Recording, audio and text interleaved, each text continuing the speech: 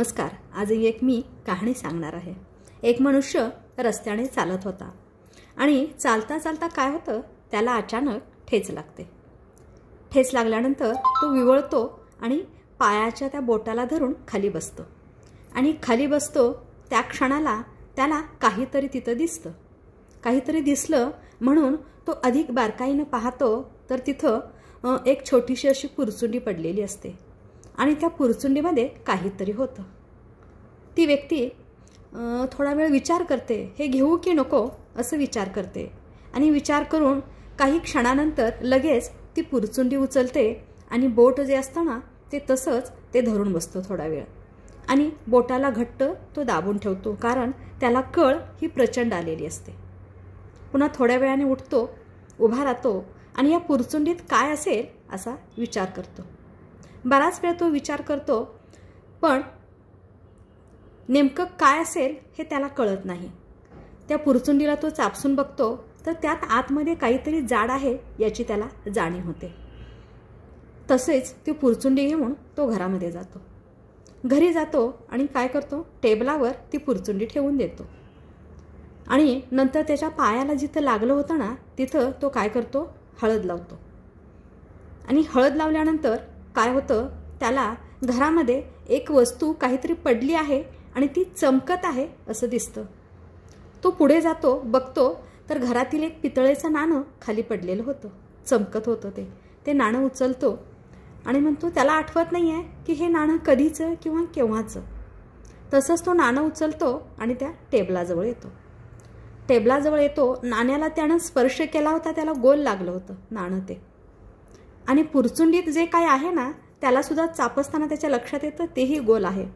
त्याला असं वाटतं की याच्यात सुद्धा नाणीच असावी.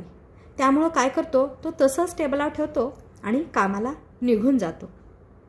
तो कामावर जातो आणि संध्याकाळी घरी परत येतो. घरी परत आल्यानंतर पत्नीला विचारतो, या टेबलावरची पुरचुंडी काय झाली.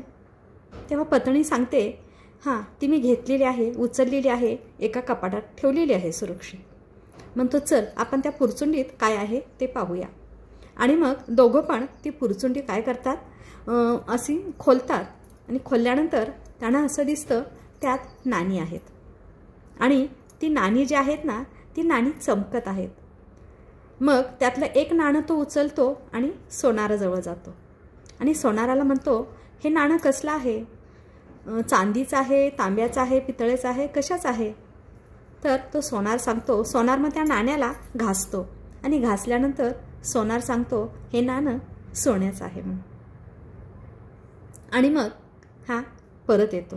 सोन्याचं नाणं म्हटल्यानंतर साहजिकच त्याला आनंद होतो आणि घरी परत येतो. घरी येऊन त्या पुरचुंडीतील सगळी नाणी ओततो. नाणी ओततो आणि नाणी मोजायचा तो प्रयत्न करतो. नाणी मोजतो तर त्यात नाणी असतात 99 नाणी असतात. पहा याची अपेक्षा कशी वाढली. काय म्हणे 99 नाणी आहेत, अजून एक नाणं मिळालं असतं तर बरं झालं असतं ना, 100 नाणी झाली असती. आणि अशा पद्धतीनं तो विचार करायला लागतो. 100 नाणी झाली असती, बरं झालं असतं. आणि एवढ्यात काय होतं, असाच तो विचार करत राहतो. 3 सांज होते. 3 सांज झाल्यानंतर आता ही नाणी आहेत म्हटल्यानंतर ते आपली झाकून वगैरे ठेवतात आणि संध्याकाळचं जेवण आटोपून ते झोपी जातात. झोपी गेल्यानंतर दाराव कोणीतरी टकटक करतं. दाराव कोण आलेला आहे हे टकटक करत आहे म्हटल्यानंतर तो काय करतो, दुर्लक्षच करतो. पुन्हा दाराव टकटक होते, पुन्हा तो दुर्लक्ष करतो. पुन्हा दाराव टकटक होते, सारखी कोण टकटक करत आहे म्हणून तो आतूनच रागावतो, त्याला चिडतो. कोण आहे इथं, आतमध्ये कोणी नाही आहे, जा म्हणून. पुन्हा तो बराच वेळ ते दरवाजावर आलेला मनुष्य तिथेच उभा राहतो. उभे राहिल्यानंतर पुन्हा तो दरवाजा उघडून बघायला लागतो की कोण होतं म्हणून. तर त्याला दिसतं की तो मनुष्य अजूनही तसाच उभा आहे. एवढ्या रात्री का आलेला आहे असं तो साहजिकच त्याला प्रश्न करतो. तेव्हा तो सांगतो की माझ्याकडं हे एक नाणं आहे आणि हे माझं नाणं तुम्ही सुरक्षित ठेवा, मी पुन्हा उद्याच्याला येईल. बरं म्हणतो, ठीक आहे. तो नाणं घेतो आणि आपल्याकडे ठेवतो. तर त्याच्याकडे जे 99 नाणी होतात ना तर अगदी त्याच पद्धतीचं हे सुद्धा त्याच्याकडं नाणं असतं. त्याला आनंद होतो की माझ्याकडे 99 नाणी होती, आता 100वे नाणं आलेलं आहे. आता आपण याला उद्या हे नाणं द्यायचं नाही.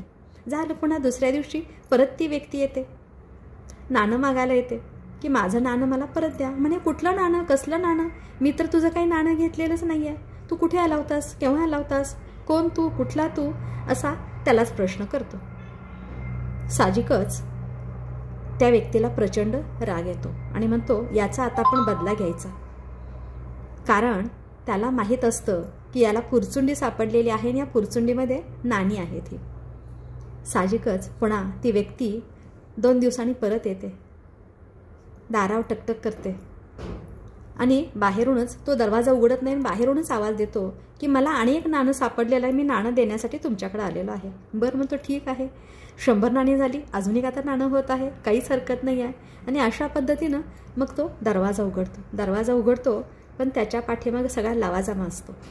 कारण तो 4 चौघांना घेऊन आलेला असतो आणि तो नाणं देत नाही याचा बदला घेण्यासाठी याचा राग त्याच्या मनात असतो.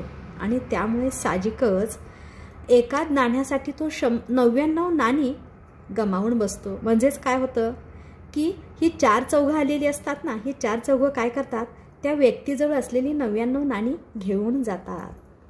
एका नाण्याच्या लालसेपोटी 99 नाणी येतात, तर 100वं नाणं झालं तर एका नाण्याच्या लालसेपोटी तो सगळी नाणी गमावून बसतो. खरं पाहता प्रत्यक्षात त्यानं याच्यातील काहीच कमावलेलं नसतं, त्याला हे सगळं सापडलेलं असतं. तरीसुद्धा माणसाची जी लालसा आहे ना ती कधी कमी होत नसते, लालसा वाढत जात असते.